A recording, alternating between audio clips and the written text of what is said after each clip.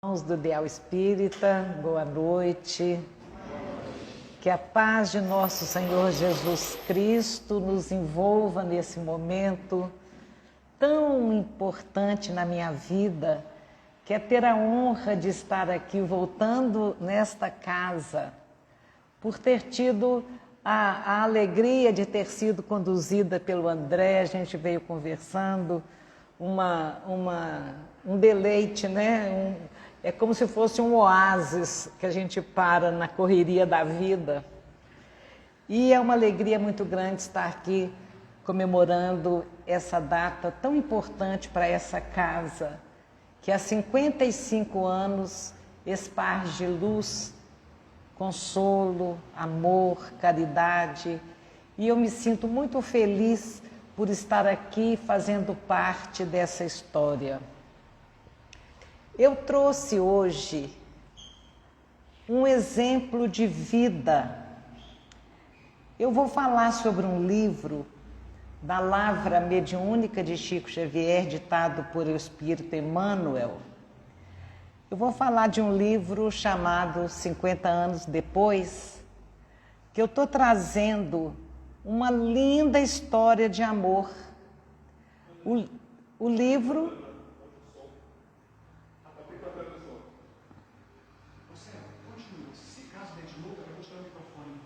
Tá. Não, vocês não estão ouvindo, não? Ah, tá. Porque esse tamanho de sala é mole para minha garganta, até sem microfone vai. Mas eu vou falar então de um espírito chamado Célia Lúcius. Era um coração sublime de mulher. Foi uma santa, depois ela foi canonizada santa. Ela foi de um heroísmo na vida dela e ela acendia luz ao redor de todas as pessoas que caminharam com ela. Ela tinha, Emmanuel fala sobre ela uma frase, olha esta frase: seu coração amoroso e sábio entendeu e aplicou todas as lições do Divino Mestre. Pode continuar falando, pode deixar. Mas já que tá, tira essa coisa aqui da minha orelha. E tira aquela outra coisa da minha cintura. Pode deixar. Aqui, ó. Esse também não precisa ficar não, né? Oi? Puxa para baixo. Ah, tá. Esse aqui precisa. Esse precisa? Então, gente, desculpa aí, tá? Desculpa o microfone. Já pensaram o que é uma mulher que foi capaz de entender e aplicar na vida todas as lições do Divino Mestre? Imaginemos como é que está iluminado esse espírito hoje, se lá no ano 100 depois de Cristo, ela já era um coração sublime, capaz de aplicar todas as lições do Divino Mestre. Já pensaram? E ela teve uma vida muito dolorosa. E ela era como se fosse um anjo. Todas as situações da terra, ela passava por aquela situação como se ela plainasse acima dos acontecimentos, acima dos problemas. Então a história que eu trago é a história de um sublime coração feminino que soube se divinizar no sacrifício, na renúncia a si própria, na abnegação, e ela soube principalmente confiar em Jesus. Ela confiava em Jesus, nenhuma dificuldade lhe esmorecia, porque essa confiança em Jesus é algo que nós estamos começando a aprender.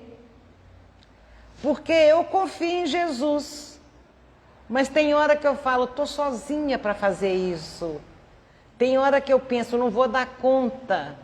tem hora que eu desanimo, tem hora que eu desencorajo, tem hora que eu não sei o que fazer. Isso é confiança? Não é confiança. A confiança em Jesus é algo mais profundo. Quando a gente confia realmente, a gente entrega a vida, entrega os problemas, entrega as dificuldades. Então a gente está aqui nessa escola bendita, que é o André Luiz, para aprender o que significa confiar em Jesus. Confiar no resultado do suor, do trabalho, confiar no resultado das lágrimas, confiar no resultado da reparação e, principalmente, acalentar no coração sempre a esperança. Ah, a vida está difícil, tem guerra, tem isso, está em transição planetária, mas nós temos esperança. E ninguém toma da gente essa esperança de que vai dar tudo certo. Então, quando a gente olha a vida da Célia Lúcius, nos extremos sacrifícios que ela foi obrigada a fazer, ela que se santificou no trabalho, ela vai nos ensinar a amar e a aceitar os pequenos sacrificiozinhos diários que a vida tem nos pedido. Porque a vida tem pedido isso para as pessoas. É tanta gente sofrendo, são tantos os problemas, tantas as dificuldades, que a vida está pedindo alguém que seja capaz de renunciar um pouquinho que seja aos próprios sonhos, aos próprios desejos e, de fato, se dedicar ao trabalho na seara do Mestre. Trabalho este que não se resume em necessariamente vir para um templo de oração. Não é só isso que é o trabalho na seara do Mestre, não. O trabalho na seara do Mestre é desde de manhã, a hora que a gente acorda. Como é que a gente olha para o familiar que nos irritou? Como é que a gente mantém o sorriso diante de alguém que fez uma tarefa totalmente o contrário do que você queria? Trabalhar na seara do Mestre é refletir Jesus em cada situação da vida. Então, às vezes a vida está nos pedindo sacrifícios. E quando a gente vê o sacrifício da Célia Lúcio, a gente vai falar, puxa, o que a vida está me pedindo é tão menos, é tão menor. Eu dou conta disso que a vida está me pedindo. Então Emmanuel aconselha, busquemos a entender a essência desse repositório de verdades consoladoras. E lá do plano espiritual, nossa heroína derramará no teu coração o bálsamo consolador das esperanças divinas. É o único livro que Emmanuel promete isso. O que ele está dizendo aqui? Busca entender a vida de Célia Lúcius. Busca entender como que ela reagiu diante das situações. Porque lá do plano espiritual, ela vai derramar bênçãos de esperanças consoladoras em nossos corações. E é nisso que eu creio. E é isso que eu peço a ela neste momento. É isso que eu desejo a cada um de vocês. Recebam as bênçãos de Célia Lúcius como quem recebe a esperança no otimismo que tudo passa e que tudo vai dar muito certo. Então vamos lá ver quem era Célia Lúcius. O pai dela... Peraí, primeiro eu tenho que perguntar. Quem já leu o livro 50 anos depois? Pouca gente. Tá bom. Então eu acho que vocês não vão achar muito maçante eu ficar repetindo a história não, né? Porque a grande maioria ainda não leu. E aos que leram e já beberam na fonte desse repositório de verdades, eu vou pedir que apenas relembrem comigo, né, essa história. O pai dela se chamava Elvídio Lúcius e a mãe dela se chamava Alba Lucínia. É importante conhecer esses nomes e guardar, porque eu vou começar a apresentar um monte de personagem para a gente não confundir, né?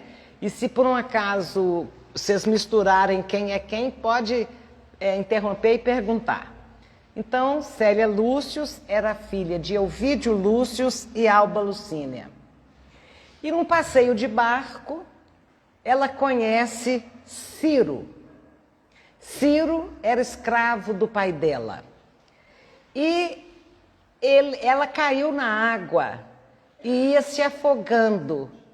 E ele pulou na água, correndo o risco de perder a vida, e ele a salva do afogamento. Naquela situação, ele é libertado como prêmio, ele é libertado da escravidão, mas continua morando na casa dela. E eles se apaixonam. Após um ano, aquele amor lindo, puro, o pai descobre, o Elvídio Lúcius descobre que a filha dele namorava um ex-escravo. Manda açoitar o escravo, olha como é que eram as coisas naquela época. Mandou açoitar o escravo pela ousadia de namorar uma filha da nobreza e expulsa esse escravo de Cesareia. E esse escravo, então, se despede do grande amor da vida dele e vai embora. O Ciro, ele aceita com resignação. Ele sabia que uma pessoa não podia namorar alguém de uma escala social acima. Eles se despedem e falam, tudo bem, o nosso amor é muito grande, a gente não vai vivenciar esse amor aqui na terra, mas a gente vai se encontrar no céu. E Célia se torna cristã, porque o Ciro era cristão, ele já era cristão naquela época. É ele que fala com ela de Jesus e ela se torna cristã. E desde muito cedo ela trazia no coração a certeza de que aquela vida dela seria uma vida de solidão, seria uma vida de sacrifícios. Quando a gente traz essas certezas, é porque o planejamento reencarnatório está assim, emergindo das profundezas da nossa alma e nos mostrando para que a gente veio, o que a gente veio fazer aqui. E Ciro tinha então boas qualidades morais. Nesse íntere, o Elvídio, quem era Elvídio? Ele recebe de presente um escravo grego. Os professores naquela época eram escravos da casa. E Elvídio, ganha de presente esse escravo. E esse escravo se chamava Nestório e era ninguém menos do que Públio Lentulus, do romance Há 2000 anos, reencarnado. Quem não lembra quem é Públio Lentulus, eu vou dizer que o Nestório era o Emmanuel, hoje. E o Nestório vai ser preceptor, professor das duas filhas do Elvídio, da Célia e da outra filha que chamava Ovídia. Num determinado entranhado da história, a vida vai tecendo encontros e desencontros, que quando a gente vê isso em novela, a gente pensa que, capaz, muita imaginação, isso não acontece, né? Mas a arte imita a vida. O Nestório, que também era cristão, consegue encontrar o filho que ele não via há mais de 10 anos. Quem era o filho dele? Ciro. Ele era pai do Ciro. E os dois eram cristãos. E numa reunião de cristãos, naquela época do ano de 133 depois de Cristo, já havia perseguição aos cristãos, e os dois foram presos e condenados à morte por serem cristãos. O Império Romano condena os dois à morte. E Célia vai visitar o Ciro para se despedir dele para sempre dessa vez. E ali eles conversam, ela despede dele lá no presídio e encontra o Ciro, que ia ser morto no dia seguinte, tranquilo e sereno, porque naquela noite o Ciro tinha tido um sonho que ele ia realmente ser sacrificado no circo, mas que ele renasceria junto dela. Ela era uma menina de 17, 18 anos. Então ele renasceria junto dela. Algum espírito de luz promete isso para ele. Então, naquele dia do ano de 133, morrem no circo a flechadas Nestório e Ciro. Nestório tinha sido um senador romano extremamente orgulhoso, era casado com a Lívia, uma alma muito iluminada, o grande amor da vida dele, a alma gêmea da vida dele. Quando Nestório sai do corpo, no circo, é a Lívia que vai recebê-lo. Essa história está no primeiro romance, que é o Há 2000 Anos. Bom, vamos para ver a realidade familiar da Célia. Existia uma mulher que era apaixonada pelo Elvídio. Era prima do Elvídio e apaixonada por ele. E existia um homem que foi criado como irmão da Alba Lucínia e era apaixonado por ela. Então, Cláudia Sabina, apaixonada pelo Elvídio, e Antero, apaixonado pela Alba Lucínia. E a Cláudia Sabina era muito gente boa. Ela foi numa feiticeira, porque naquela época os ensinamentos de cabala e de... As pessoas sabiam da força de um feitiço.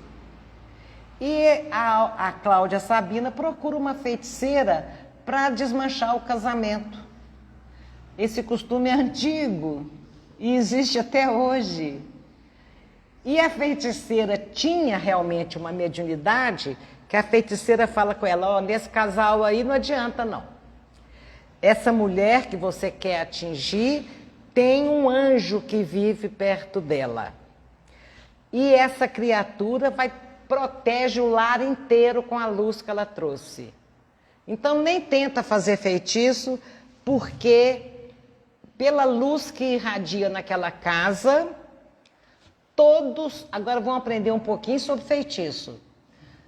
Todos os sofrimentos estranhos ao destino daquelas pessoas não os atingirá, porque eles estão protegidos. São corações protegidos pela luz.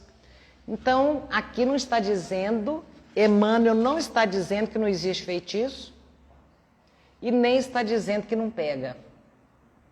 Ele está ensinando como que não pega. Porque vamos supor, alguém faz um feitiço para eu quebrar minha perna e ficar sem conseguir andar 3 meses. Se isso tiver na minha programação reencarnatória, se isso fizer parte das experiências que eu preciso vivenciar, se isso tiver para o meu caminho e eu sintonizar com aquelas forças negativas, então aquele feitiço vai quebrar minha perna. Mas se eu não sintonizar, não quebra. E se eu mesmo que sintonize, mas aquilo não é uma experiência pela qual eu preciso passar, não pega. Então depois o André prepara mais um assunto, mais uma extensão desse assunto. As pessoas têm muita curiosidade. Tem gente que chega lá no Luiz Gonzaga e fala comigo assim, aqui desmancha feitiço? Eu falo, desmancha. Pode entrar, desmancha. Então nós temos até no nosso Instagram e no nosso canal uma palestra que tem esse título. Se alguém se interessar, dá uma olhadinha lá. Eu ponho a pergunta que todo mundo faz. Feitiço pega?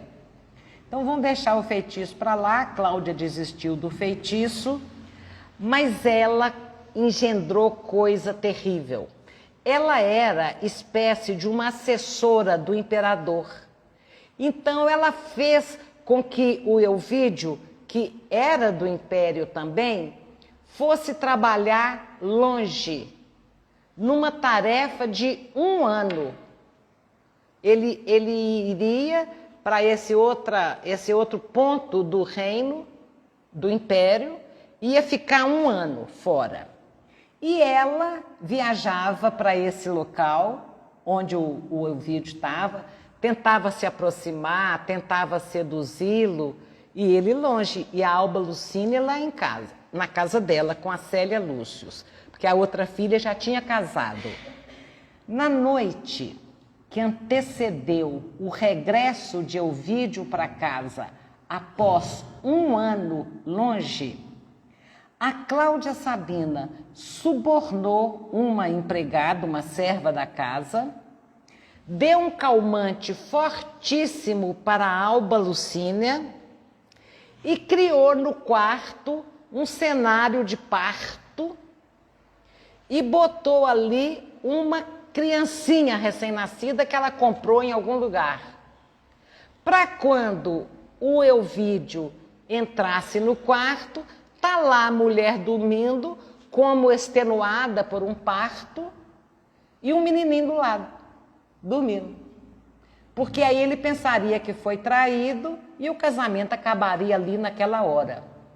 A Célia Lúcius vê a movimentação noturna e vai ver o que estava acontecendo no quarto da mãe. Quando ela chega lá, ela vê o cenário de parto e a criança. Ela pensa que a mãe dela traiu o pai. Porque gravidez pode não parecer as roupas largas. Eu conheço gente que assusta quando a filha chega com uma criancinha, morando junto com a mãe, e a mãe não percebeu que ela estava grávida. Isso acontece, não acontece? Raramente, mas acontece. E a Célia, então, ela pensa que a sua mãe havia traído seu pai e fala, meu pai não pode descobrir essa traição. Pega aquela criancinha e fala que é dela. Leva para o quarto dela. Quando a mãe acorda do narcótico que havia tomado, ela também pensa que a Célia era mãe solteira. E o pai chega e fala, minha filha é mãe solteira, expulsa a Célia de casa. Era assim naquela época. Então a Célia sai de casa com a roupa do corpo, carregando aquele filhinho que era o Ciro reencarnado. Aquele filhinho posto ali por maldade era o Ciro.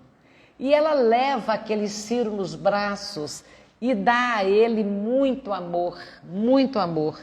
Mas a vida dela fica muito difícil com aquela criancinha. Aquela criança vive pouco tempo e desencarna. E a Célia fica sozinha no mundo. Aí ela encontra um cristão, um senhor mais velho, chamado Irmão Marinho.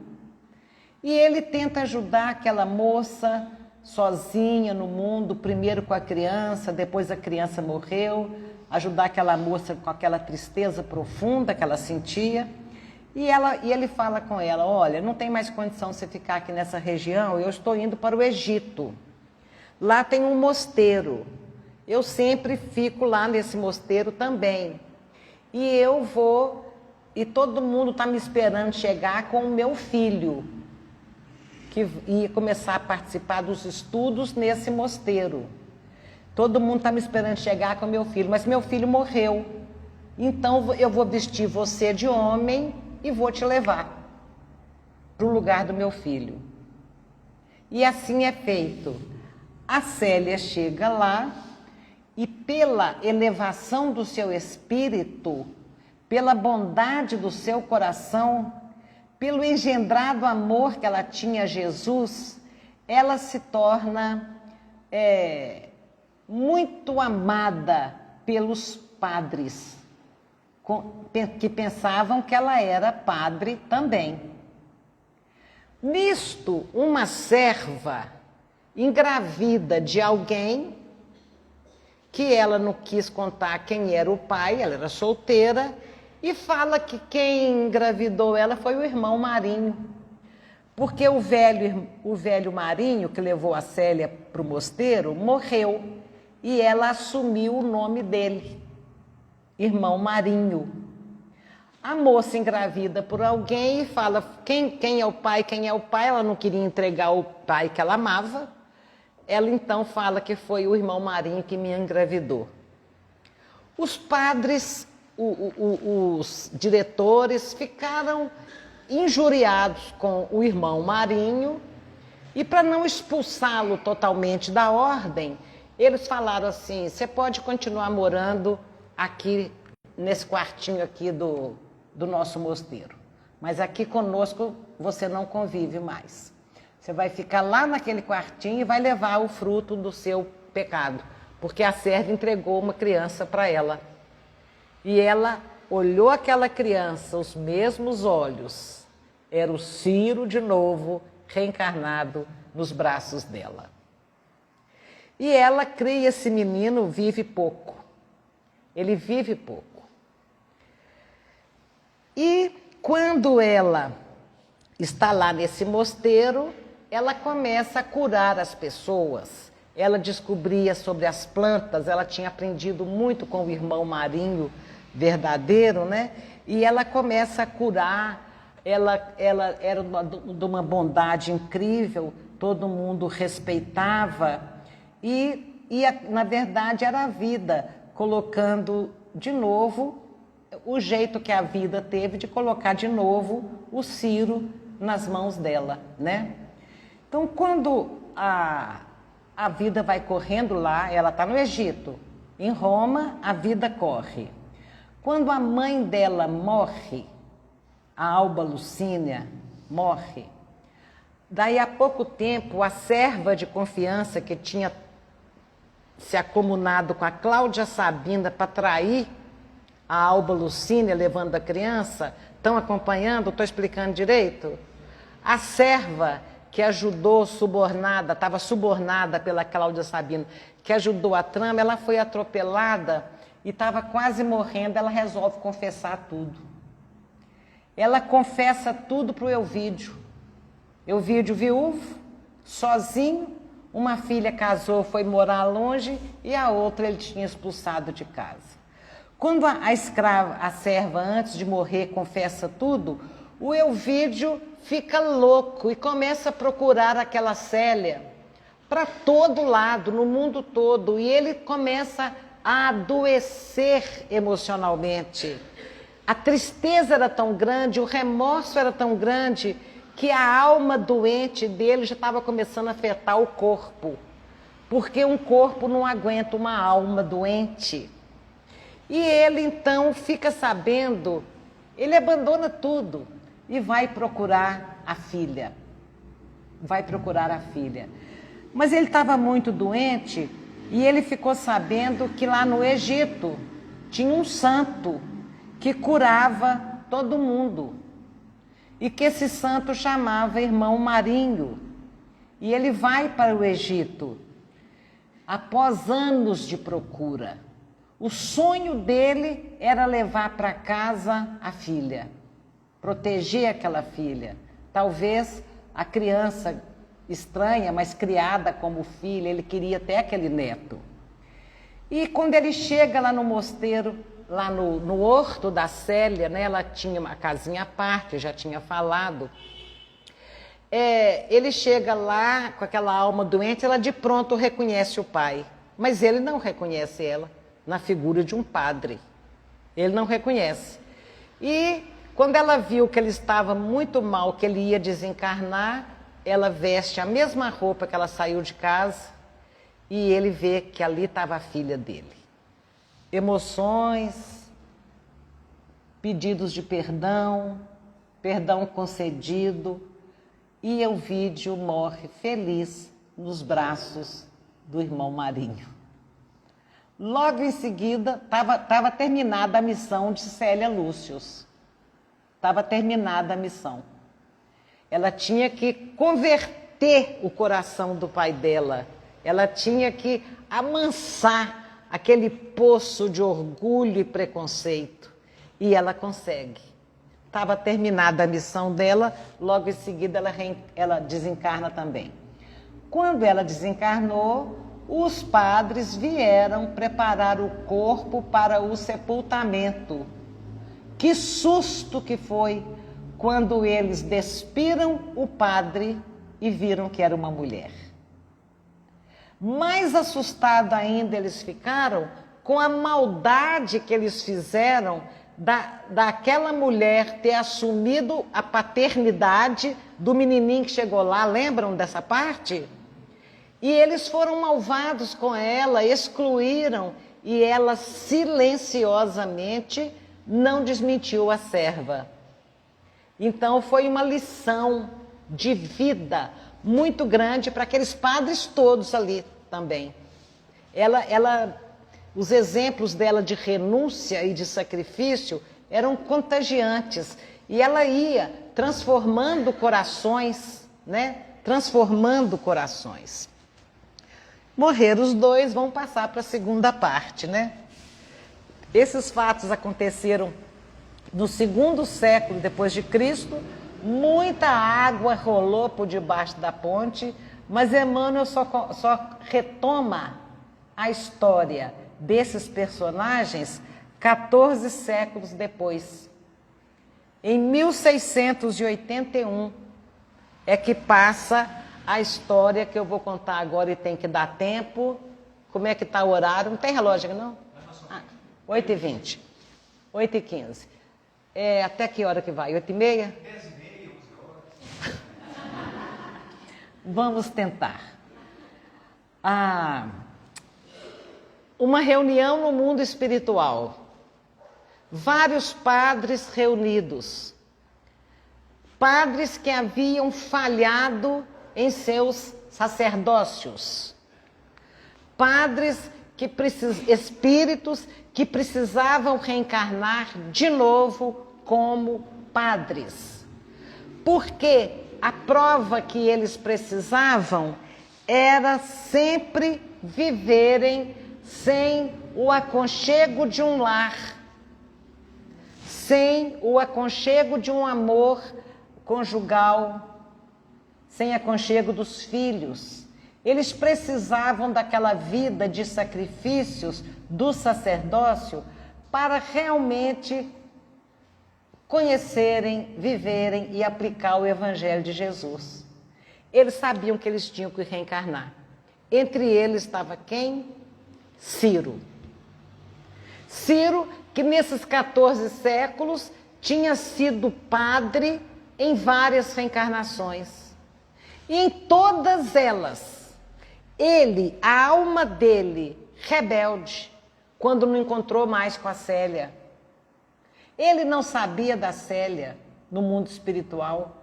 Ele não podia viver junto com ela lá no mundo espiritual. Ela era um espírito mais elevado. Ele saía e entrava de reencarnações cada vez mais endividado com a contabilidade divina, porque foi então na época onde a Igreja Católica vivia o que os historiadores chamam de a grande noite escura da humanidade, que é a Idade Média. Então, esse dado são dados que a gente estuda na história, não é dados do Espiritismo. Não estou aqui falando mal da Igreja, mas historicamente Havia a Inquisição, o Tribunal do Santo Ofício, as cruzadas, a cobrança de indulgências plenárias, a pessoa pagava. O que eu fiz? Confessando. O que você fez? Eu matei um homem. Você tem que dar 2 bois para a instituição para a gente poder te perdoar. Isso era indulgência plenária. Então a igreja, afogada no poder temporal que foi dado a ela, muitos padres bondosos, maravilhosos, sustentando o catolicismo de uma maneira linda, mas muitos se comprometendo. Muitos se comprometendo. E essa era a história do Ciro. Aí eu fiquei pensando, gente, como é que pode? Ele morreu por Jesus. Quando a gente fala de mártir do cristianismo, vocês já ouviram essa palavra, não já? Vocês sabem que milhares de pessoas morriam nos circos por serem cristãos, não sabem? Então ele tinha morrido por Jesus. Como é que ele pôde ir para uma instituição que falava do evangelho de Jesus e não praticar aquele evangelho?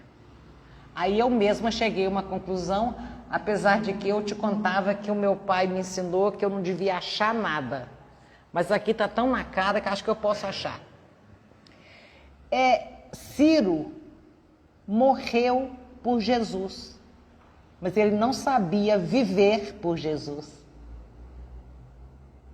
Ele morreu por Jesus, ali junto com o pai dele, a flechadas no circo.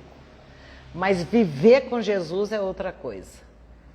Apesar de que a maioria dos mártires morreu por Jesus porque viveram por Jesus e continuaram a vivendo por Jesus.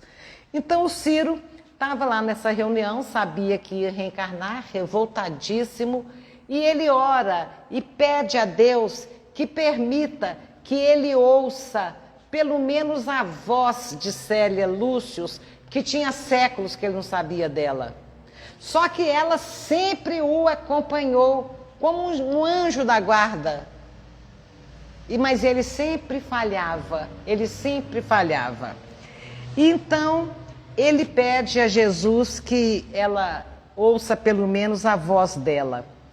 E ela então tem a permissão para se aproximar dele, se fazer visível, conversa com ele e fala: olha, eu vou pedir autorização para descer à terra junto com você nessa encarnação de agora. Porque o que fazia o Ciro errar era a revolta que intimamente ele trazia no coração pelas leis de Deus nunca terem permitido que ele vivesse o amor com aquela alma que ele havia elegido para o coração dele. Ele tinha muita revolta de não poder viver aquele amor. E é exatamente a revolta que fazia com que ela, sempre abnegada, pura, e ele sempre invigilante e cruel, quando eles se encontraram. Aí pararam de se encontrar. Então, gente, o que aconteceu?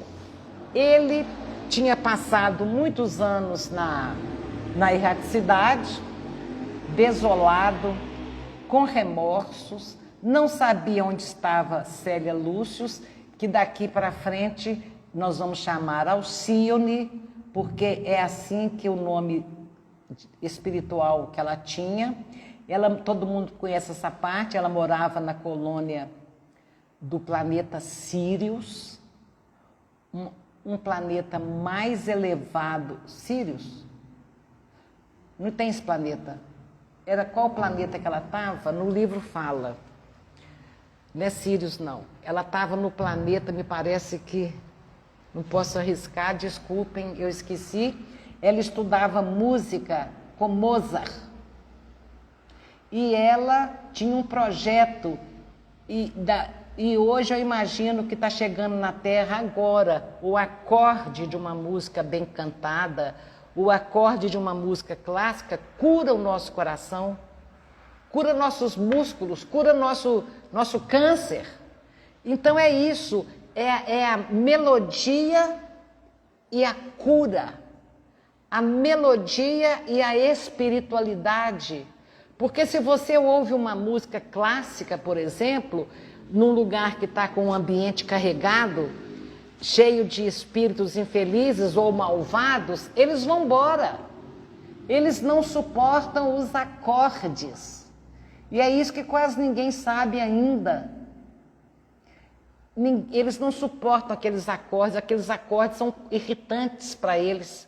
Igual se fosse um gás, uma bomba de gás lacrimogêneo.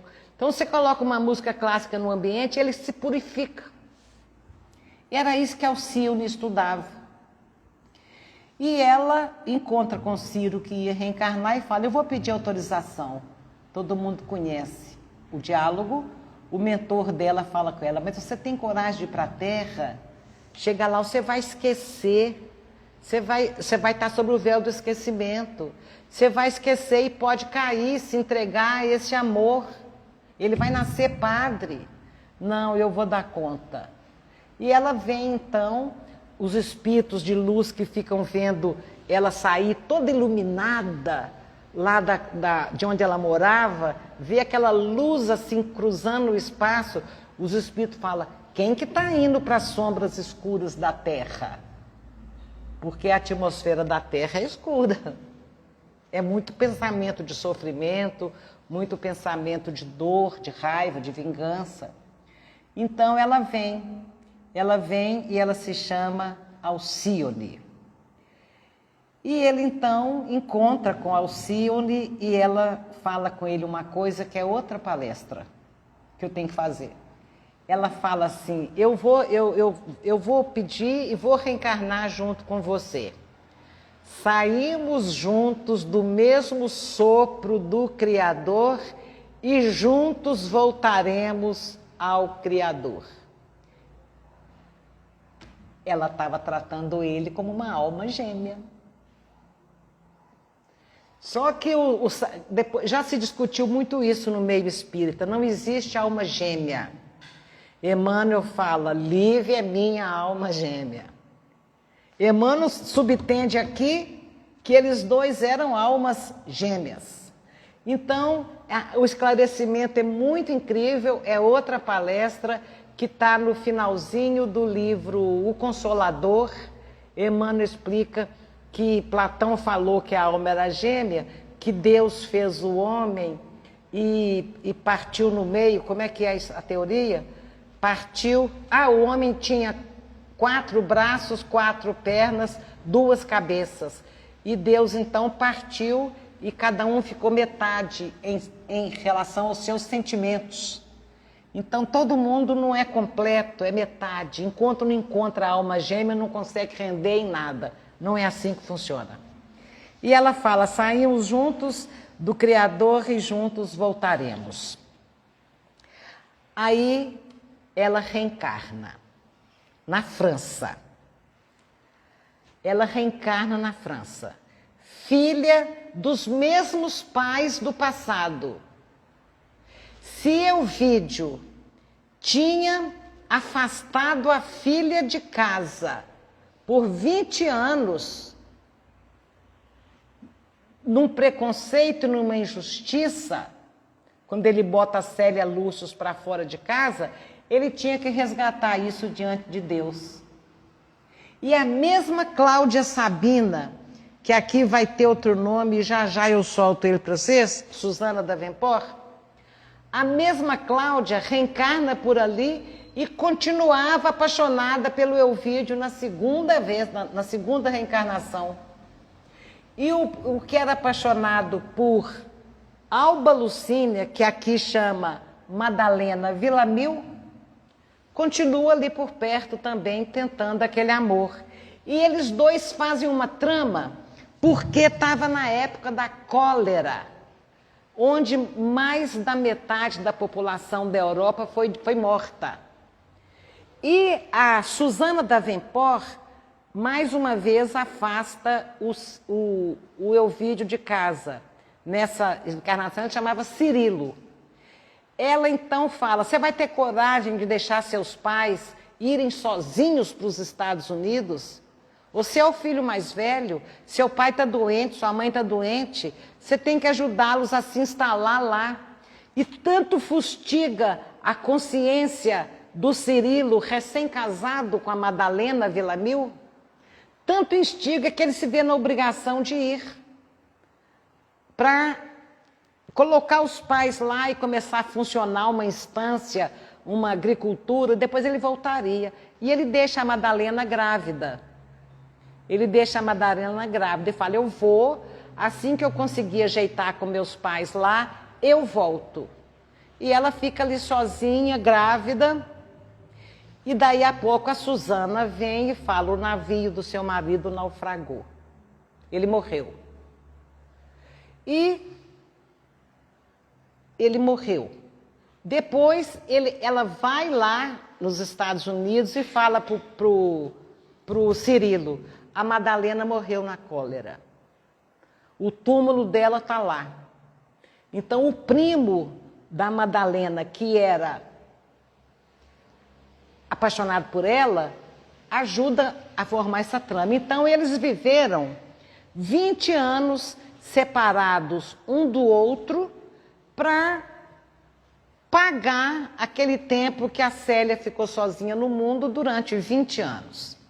Então, a Madalena Villamil, grávida de Alcione, a criança nasce na França e ela muda para a Espanha. E ela escolhe a região da Castela Velha chamada Ávila, uma cidade chamada Ávila. E com ela vai o primo Antero. Chegando lá, ela leva também uma serva chamada Dolores. Chegando lá, o Antero, ele tinha dinheiro, ele era de um comportamento escuso, ele falava, agora ela está viúva, eu levo ela para outro país e ela não vai ter outra solução para a vida dela, a não ser casar comigo. Só que chega lá, ela fala, eu te amo como um irmão, você foi criado na minha casa. Mas como marido, eu não te tenho afeto nenhum. E Emmanuel usa uma linguagem engraçada. Revoltado pelo desafeto que ele sentiu, ele arruinou ainda mais o próprio caráter. E Antero se torna traficante de escravos. E ganhava muito dinheiro. Mas a Madalena, com a Alcione pequenininha, não quis viver com o Antero, nem como provável irmão, porque era um dinheiro escuso. Ela fica numa chácarazinha sozinha, com a Dolores e com a Alcione pequenininha, e a Dolores se apaixona pelo empregado da propriedade vizinha. Essa propriedade era um dos sócios do Antero. E, naquela época, quem era parente de padre, quem tinha acesso ao Santo Ofício, se você queria um bem de alguém, você falava que a pessoa era herege, entregava para o Santo Ofício confiscava os bens. E foi assim que eles confiscaram os bens do Antero e prenderam ele como herege. E ele se mata. Ele se mata ele se suicida na prisão. E a Madalena continua muito sozinha, procura ajuda para todo lado, não encontra. Aí o namorado da serva, o João de Deus, fala, olha, tem um padre numa igreja que ele não é ligado ao Santo Ofício, ele tem um catolicismo muito diferente, muito humano, vai lá.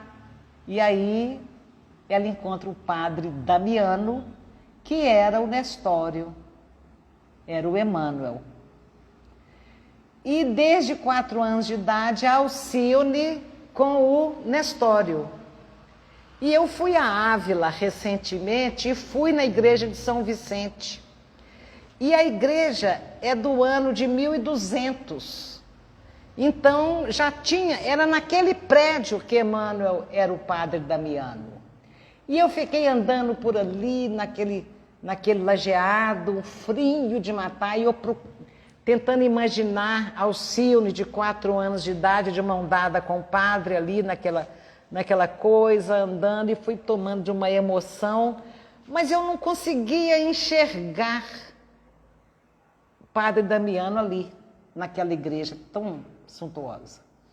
Aí a minha sobrinha se aproxima de mim e fala assim: ô tia, lá embaixo é que está a capela da época. É lá embaixo que está. A gente desce uma escada e tem uma capelinha simples que eles faziam assim, fizeram isso em Assis também. Uma capela famosa, vai estendendo, põe escada e faz uma grande basílica em cima, mas a capelinha fica lá embaixo. E ali foi um momento de muita emoção, imaginar tudo que passa naquele livro, Renúncia, imaginar que foi ali, naqueles bancos, né? Naquele local. Foi um momento muito interessante. Então, o padre Damiano se une àquela família, faz culto do evangelho no lar, e é muito lindo isso. Enquanto isso, o casal de servos se casam, a Dolores e o João de Deus, e nasce um menininho. Nasce um menininho negro, com pés e mãos tortas, e naquela época a criança que nascesse com limites de paraplegia, de tudo, era morta. Jogava no mar, jogava na floresta, como um lixo. Para que isso não acontecesse com aquela criança, Madalena falou: traz que eu vou criar. E a Dolores e o João viviam na propriedade vizinha, mas ela foi criar aquela criança.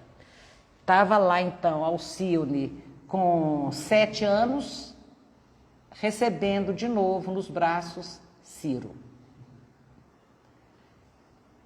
Recebendo nos braços, não, Ciro não, o Antero, o primo da mãe, o que queria ficar com a mãe.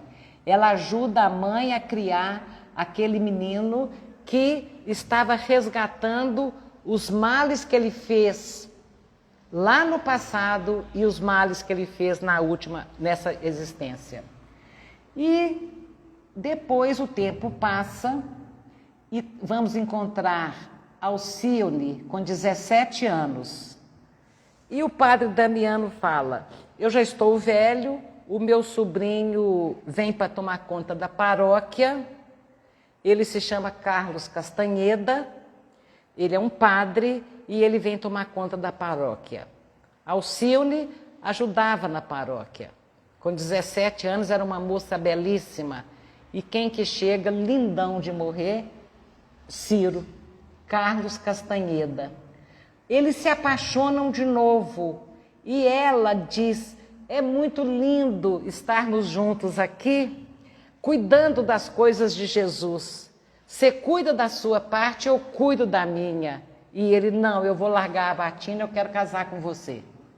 Ela: não, vamos seguir nosso caminho, papapá. E ele insistia, e ela ficava balançada às vezes, porque ela o amava. Aí ele fala: eu vou tirar a batina, estou te pedindo em casamento. Ela não aceita. O padre Damiano e a mãe da Alcione fala: se ela não aceitou, vamos separar os dois. E eles vão para Paris, volta para a França. Vão para Paris, então vai o padre Damiano, a Madalena Villamil, o Rob, todo aleijado, que sabia música, tinha estudado ali com os padres, e está lá todo mundo em Paris, e o padre Damiano adoece, a Madalena Villamil já saiu com as pernas, com os pés curvados. É interessante que a cólera, naquela época, deixou sequelas que a chikungunya está deixando agora. Tem gente que começou a sofrer de reumatismo, de artrite reumatoide, depois da chikungunya, e ela começou a sofrer de artrite reumatoide e foi deformando as pernas da Madalena. Por fim, ela não consegue mais trabalhar em Paris. Alcione vai cantar na porta da igreja com uma voz belíssima. uma música que a mãe dela ensinou quando ela era criancinha, e ela está cantando na porta da igreja com o Rob, com o violino, para uma carruagem. Aquele homem estava com a esposa e uma filha de 12 anos, ele escuta aquela voz e aquilo mexe com ele. E quando ele chega perto, que ele vê Alcione, ele fala com a esposa, mas ela é a cara de Madalena, ela é a cara da minha mulher.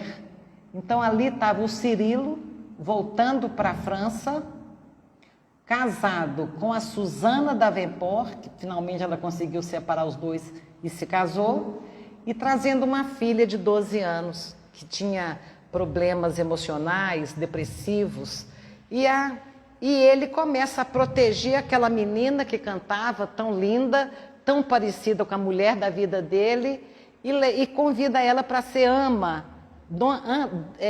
dama de companhia da filha de 12 anos. Ela vai trabalhar na casa, ela trabalhava na casa. Enquanto isso, o padre Damiano, por vários motivos que não dá para detalhar tudo, descobre toda a trama. Descobre que ali estava Cirilo, descobre que a Susana, que tinha aprontado tudo e casou com o Cirilo, descobre que a Alcione trabalhava na casa do pai dela. Enquanto isso, a mãe entrevada num quartinho de um lugar qualquer. Emmanuel diz, era a segunda vez que Alcione renunciava. Ela renunciou ao amor do Ciro, não deixando ele sair da igreja, foi para Paris, chega lá, ela vai trabalhar de empregada na casa do pai, e Emmanuel fala, olha, você não pode se identificar. Olha a situação familiar, a esposa toda neurastênica, a filha precisa de você, o seu pai precisa de você, sem que isso destrua o ambiente familiar. Você precisa continuar lá como serva. E ela renuncia à fortuna de ser filha de uma pessoa muito abastada. E continua ali. E ela faz tudo para que o pai não descubra quem ela era. E o pai tratava ela com muito carinho, sem saber que era filha, e falava com ela, mas você parece muito, e ela de sempre despistava e fez de tudo, e não deixava eles levá-la até em casa. Ele mandava a carruagem levar a empregada em casa, mas ela parava antes. E quando ela chegava para trabalhar, ele estava no portão esperando por ela. Nisso, o Carlos Castanheda desiste de continuar cuidando da paróquia, que o tio deixou para que ele cuidasse, quando o tio foi para Paris.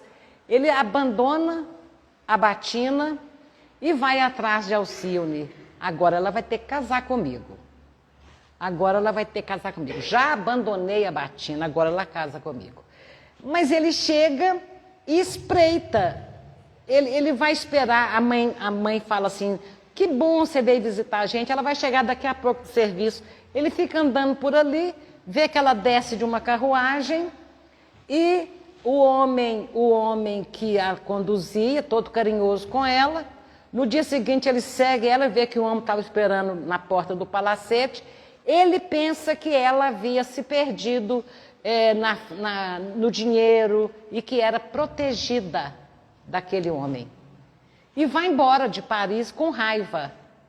E chega em Ávila com mais raiva ainda e casa. Ele casa com alguém. Ele casa com alguém.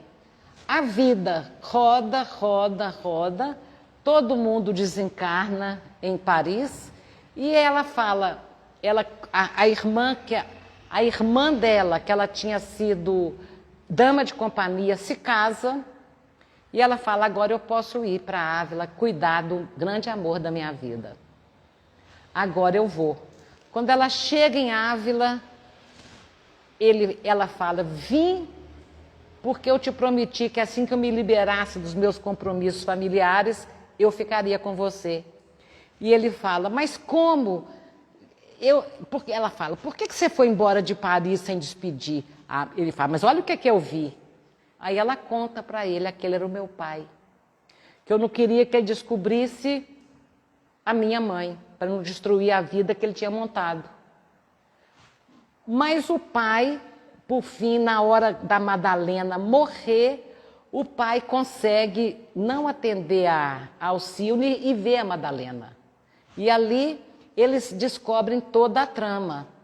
A Susana Davenport confessa que tinha fingido a morte da Madalena e enlouquece. Quando ela enlouquece, no dia seguinte, o Cirilo não aguenta saber que a Madalena viveu aquele tempo todo na penúria, no sofrimento.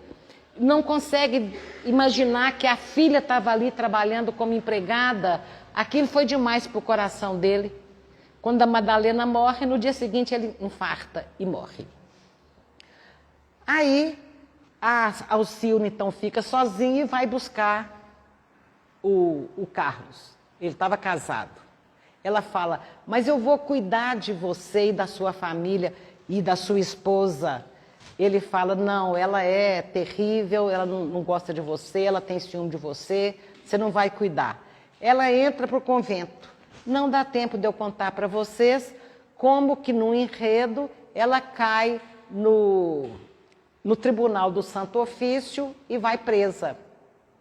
Ela vai presa e tinha que prestar esclarecimento por que aquele convento de São José, criado para freiras viverem em clausura, por que aquelas freiras viviam pelas ruas pedindo esmola para dar para os pobres, por que aquelas freiras saíam da clausura e do voto de silêncio, e ela é levada como herege.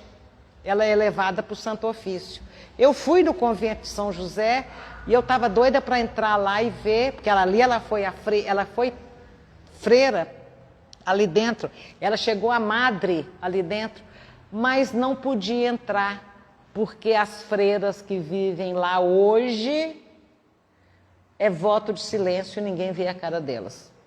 Então regrediram naquela vida de inutilidade, que é só de oração, reclusão. É bom, cura a alma, mas não presta. Amar a Deus, amar a Jesus não é isso, né? É ir para a luta. E lá o secretário disse, não, ninguém pode entrar, elas têm voto de silêncio, ninguém visita. Eu pensei que regressão. A Alcione vai presa, é levada para Roma, e o padre inquisidor que ia julgá-la demora 10 meses a descer no porão que ela estava presa para ouvir a versão dela. Um dia ela estava quase morrendo, depois de 10 meses numa palha úmida, alimentando parcamente. O médico, porque a Inquisição tinha médicos, quando a vítima não estava suportando mais como é que chama?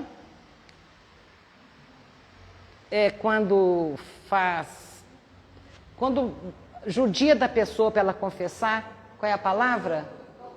Tortura. Quando a pessoa não está aguentando a tortura, o médico fala, não aguenta mais não. Então foi isso que o médico falou, ela não aguenta mais passar pão e água, ela está morrendo. Aí o chefe inquisidor fala, então eu vou lá para dar a absolvição e ela poder se confessar, para poder partir para o mundo do espírito, partir para o céu com a alma pacificada. Quando ele chega lá, quem era o padre? Era José do Santíssimo Sacramento, o padre, que casou, a mulher o traiu, ele consegue voltar para o seminário, mas ele levava tanto ódio no coração que ele volta para o seminário e vai trabalhar como inquisidor. Ele, Carlos Castanheda, era o inquisidor. Quando Alcione está lá quase morrendo, ele chega e ela o reconhece.